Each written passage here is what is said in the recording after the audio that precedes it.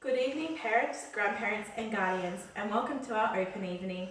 Tonight we'll be discussing with you the importance of teaching Aboriginal and Torres Strait Islander studies in the school and why this is so important to us. Tonight we have Taylor, Zorika, Andrea, Talia, Peter, and myself, Bree, all discussing with you why this is such a rich and important subject to our school community. For starters, I'll give you a summary of the unit, explaining the rationale behind it. The unit will include the importance of Aboriginal and Torres Strait Islanders' significance, history, and perspective. It gets the students to develop the concept of why Aboriginals are so important to Australian history and informs the students of the Aboriginal culture. This unit comes directly from the Victorian curriculum, and by the end of level 3, students are meant to have a full understanding of the importance of the country placed to Aboriginal and or Torres Strait Islander peoples who belong in the local area, and by the end of level 6, students are to have learnt the experiences of Australian democracy, citizenship, including status and rights of Aboriginal people and or Torres Strait Islander migrants, women and children. The lessons that we teach in the school aim to work off these strands and leave the students with a full understanding of the importance of Australia to Aboriginals.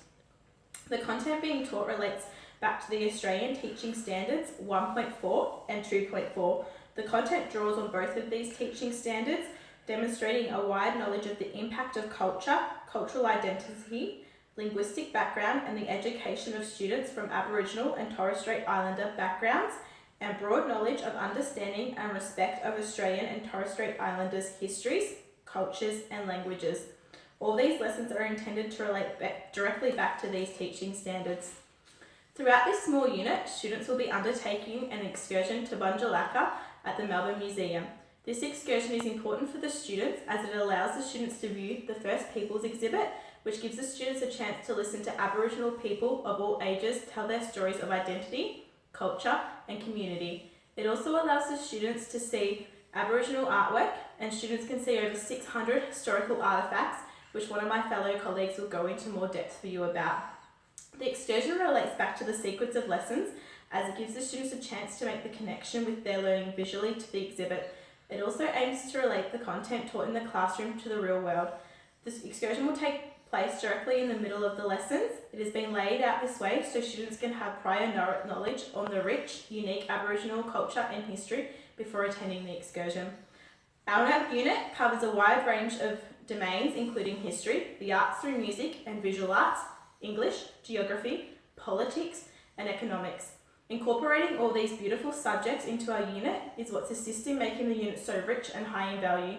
Now I'll hand you over to another colleague to talk about the quality and skills this unit has. Humanities focuses on creating students that are well informed and are caring, compassionate, and empathetic. It's actually embedded into the curriculum that the humanities is an area that requires a lot of critical thinking and problem solving. Each unit has particular inquiry questions for each year level that the students should focus on throughout that entire unit. And by the end, they should come to some sort of conclusion or a solution. Some examples of the questions are, what is the relationship between environments and my roles as a consumer and a citizen?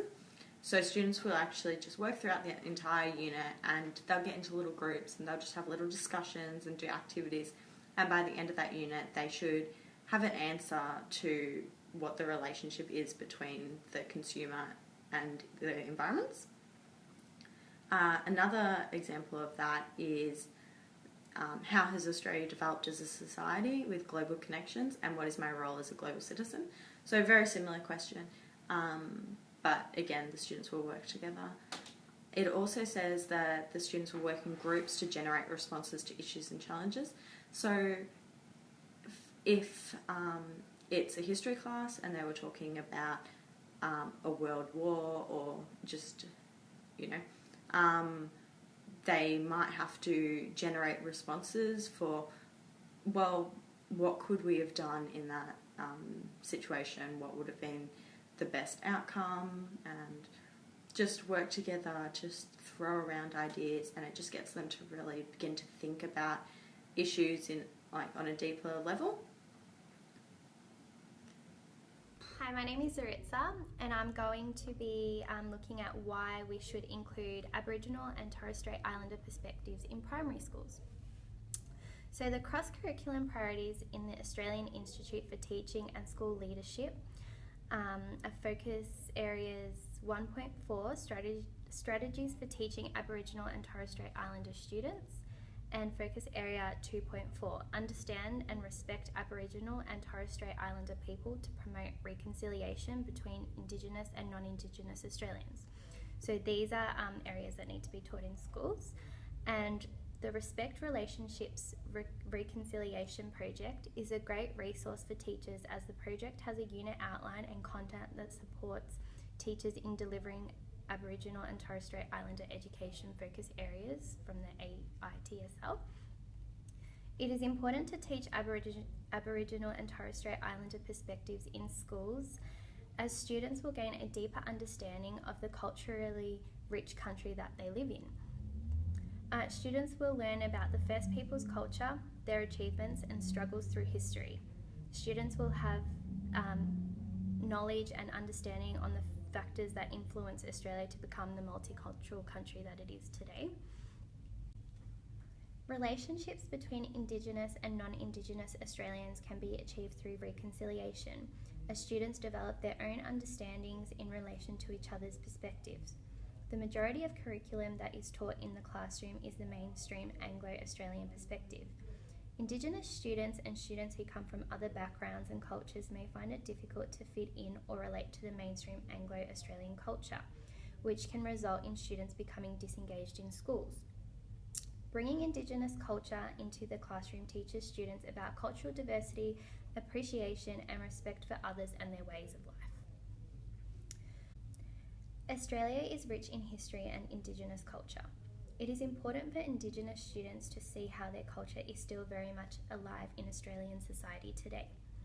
It is important for Aboriginal students to see themselves, their culture, their histories and communities reflected on the walls and hallways of their schools. As all students have the right to feel a sense of identity and belonging, as this will promote higher levels of engagement and will result in positive learning outcomes. A great way for the entire school to come together and learn about the Aboriginal and Torres Strait Islander people is participate in activities that celebrate and acknowledge significant dates in Aboriginal and Torres Strait Islander history, such as the 5th of July. This is when the National Aboriginal and Islander Day Observance Committee came together and to celebrate the culture, food and achievements of the Aboriginal people. The whole school community can come together and participate in diverse activities where students have opportunities to make traditional Aboriginal foods, participate in school dance and music performances, and display Aboriginal inspired artwork around the school. Students can read Aboriginal poetry in their classrooms, and vocal members of the Aboriginal community can visit the school and give speeches and educate the students about the significant traditions in their culture. When teaching grade 4 students in a primary school, there are numerous engaging educational activities that I can do with the class that relate to teaching Aboriginal and Torres Strait Islander perspectives. It is important for students to have knowledge on health and well-being from a young age. So primary schools are promoting healthy eating habits. An engaging way for students to learn about diet and factors that influence diet is for students to compare their own diet and other contemporary diets to the diets of the traditional Aboriginal people. This activity aims to teach students about the different Aboriginal groups around Australia and how their diets vary, as well as the different factors that influence diets, such as the changes of season, landscape, culture, and food availability. Thank you. Hi, my name is Taylor. My question was a pedagogical explanation of how you teach humanities at your school. So I'm just going to start off with what is pedagogy. My pedagogy is a bit of everything. I mainly use modelling to demonstrate what I want the students to do, but I also use a collaborative setting for bigger tasks. Collaborative work is beneficial to the students because everyone thinks differently, so new perspectives are learnt by each of the students that are in that group. Humanities can be taught mainly through these strategies, modelling a task, working in groups and through digital means of technology. From the YouTube video that was in the unit guide called What is Pedagogy, it mainly described that it was creating an educational process that will lead to knowledge transfer to the learner. and that was by Son Walker Nish. So basically it's a method of practice and teaching and the strategies of how we teach that content. So modelling is a strategy where the teacher shows the process of what to do and or like a finished piece of work. So you have a piece of work and that's the finished thing of the activity, and it sets a level of what is expected of the students so that they know how much work to do and for whatever question it is. A social learning theorist named Albert Bandura states that learning would be exceedingly laborious, not to mention hazardous, if people had to rely solely on the effects of their own actions to inform them of what to do. Children automatically see adults as models and imitate their behaviour. So in the classroom, this wouldn't be any different. They see the teacher as an adult and they'll just imitate what the teacher's doing.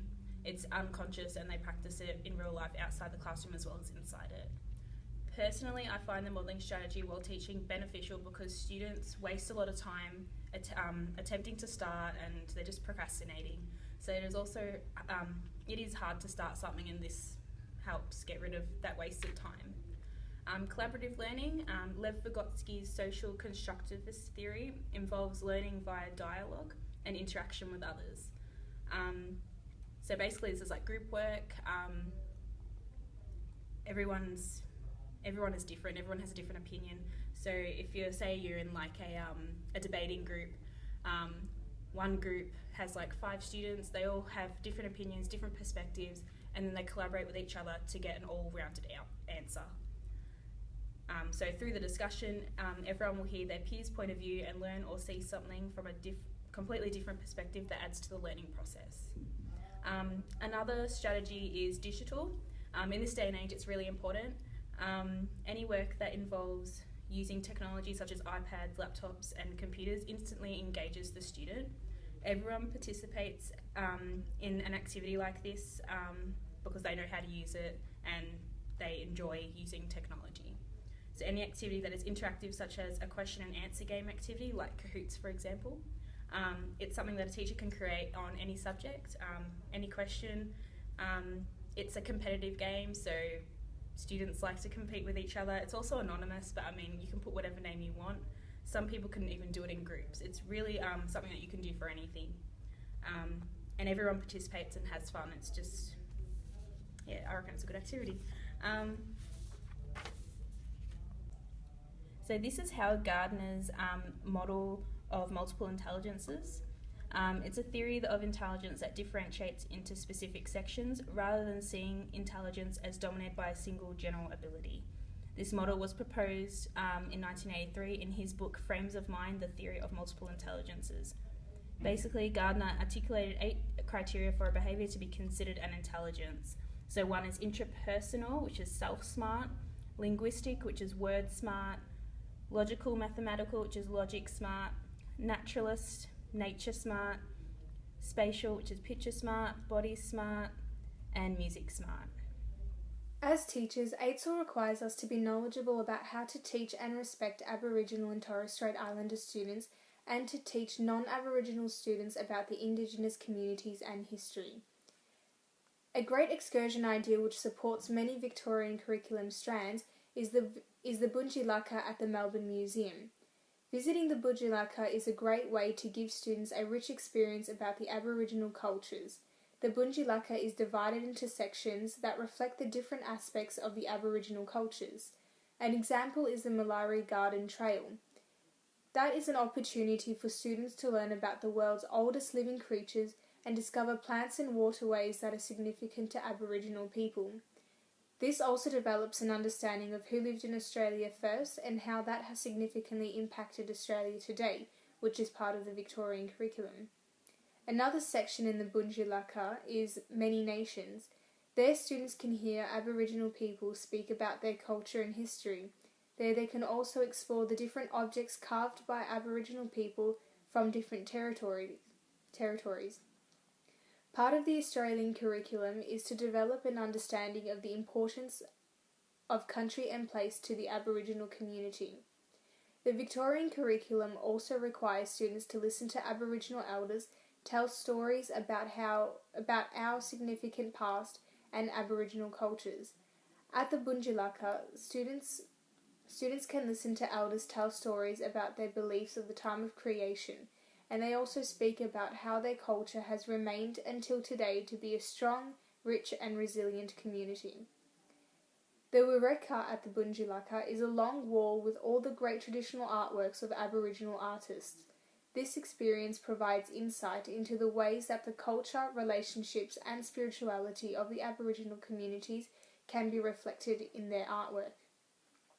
Exploring the artwork of Aboriginal people is a great opportunity for a cross-curriculum area, as students can engage in creating their own paintings using the traditional techniques of Aboriginal artists. In this way, humanities can be linked in with the arts. At our school, there are many ways we assess students' work. We use more formal forms such as tests and essays, but whenever possible we try to assess if students are grasping the required knowledge through forms of assessment that put less stress on students and hopefully promote growth in their learning. This includes forms of assessment such as an exit pass. For example, if the learning intention was for students to identify the capital cities of Australia's states and territories, students must attempt to do so before leaving the classroom. Success will be determined on their answers. Students' maps. By looking at the key on a student's map, we can determine whether or not they have correct understandings. Creating posters. Looking at a finished poster and getting the student to explain their work can be a great way to gauge if the student is getting it. Presentation of a play or a dance. For example, if we had a lesson on Aboriginal dance, we could assess if the students have understood the way Aboriginals performed through witnessing the performance and assessing it that way. Monitoring student contributions. For example, being aware of students throughout the class discussions and independent tasks to see their level of understanding. And also self-evaluations and thumbs up, thumbs down. At our school, we also endeavour to celebrate students' work. It is important to celebrate students' work as it reinforces positive behaviours as well as giving students a space in which they can reflect on their achievement and be proud of it. It also allows the learning process to continue, with other students being able to see or read other students' work and acquiring their knowledge also. Examples of ways we can celebrate work include displaying work in the classroom. Displaying students' work in the classroom allows them to be proud of their learning. It is also beneficial to have students' work displayed as they are more likely to refer back to and learn from their own displays and posters if it is something that they have created and something that makes sense to them. Performing at assembly. This could include simply reading out work or a more arts-based presentation such as a play or a song. Recognising work in the school newsletter. Giving awards, not just for achievement, but also for other dispositions such as effort and motivation. Verbal praise and recognition. It is important to be recognising success and motivating students to learn, both through formal discussions such as conferencing and informal discussions such as roaming, while students are working on an independent task. Parent involvement. For example, creating a warm and welcome learning environment where parents feel comfortable being involved in students' learning and students feel comfortable having their family in the classroom. And students presenting their work to peers. Although important to build confidence and assess students' ability to verbalise understandings, it can often be time-consuming to have students present work in a whole class situation. Presentations can be incorporated into lessons more often through having students present to small groups, for example 4 to 5 students.